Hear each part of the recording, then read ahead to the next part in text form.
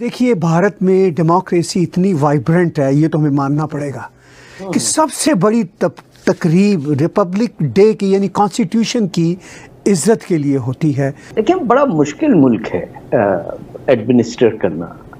29 states हैं, कोई 400 ज़बानें हैं, मेजॉरिटी कम्युनिटी के साथ बड़ी ज़्यादती होती है क्योंकि ये सैक्रिफाइस तो देना पड़ता है हर जगह मेजॉरिटी को।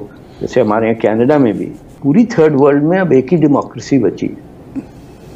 आप देखिए कि वही चीन के साथ लड़ने को तैयार है, वही इंडियन ओशन के अंदर स्टेबिलिटी की बात कर रहे हैं, वहीं पे इलेक्शन होके आप हुकूमत हटा सकते हैं, गिरा सकते हैं, नया प्राइम मिनिस्टर या चीफ मिनिस्टर ला सकते हैं।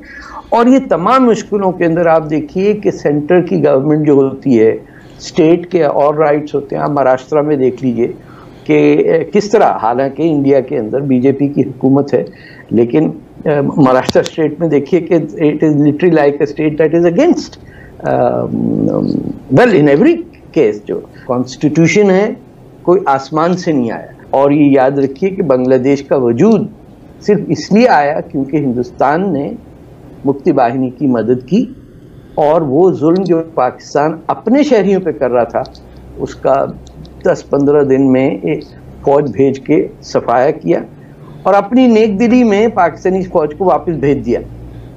कोई और मुल्क होता तो जब तक ये वेस्ट पाकिस्तान में भी तबाही नहीं आती वो उसको छोड़ते नहीं हैं। तो आप हर चीज़ को आप नाप के देखिए। इंडियन डेमोक्रेसी, इंडियन रिपब्लिक या इंडियन यूनियन को आप लीजिए, it is something that is rare, precious.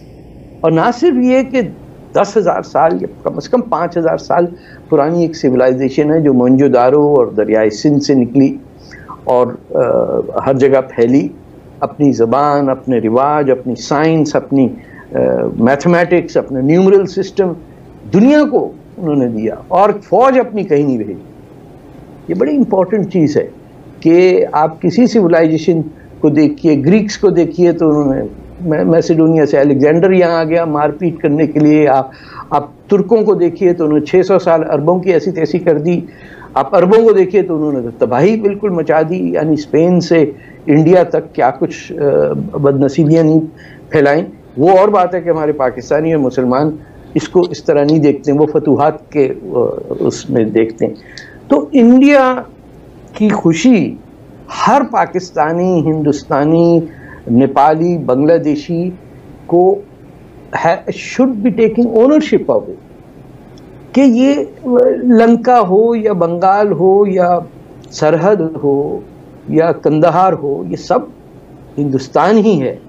और हिंदुस्तान के अंदर हिंदू को गलत समझना भी एक अजूबा है जो कि बर्दाश्त होता है। और ये कॉन्स्टिट्यूशन के अंदर शायद कुछ जो अमेंडमेंट्स करके ठीक किया जा सकता है, दिस हैज़ टू बी, कि ब्लैकमेल ना कोई करे।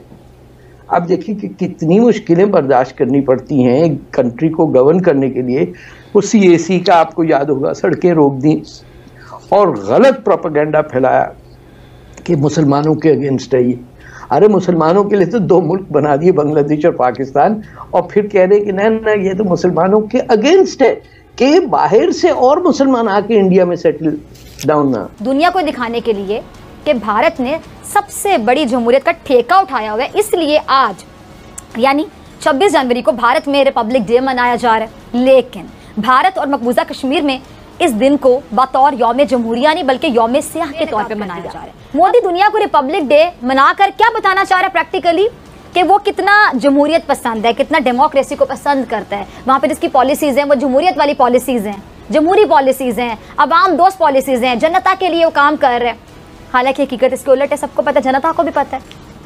ये बताना चाह रहा है कि इसके दौरे इक़्तिदार में हिंदुस्तान में दूध और शहद की नहरें बह रही हैं, बल्कि हकीकत क्या है कि दूध शहद की नहरें नहीं बह रही, लोगों की खून की नदियां बह रही हैं भारत में। यहाँ यौम जमहूरिया के मौके पर भी लोग अपनी शनाख्त ढूंढने में मसरूफ हैं। सोचें जरा, लोग अपनी शनाख्त ढूंढ रहे हैं और इस घटिया शख्स को इस बात का एहसास तक नहीं है।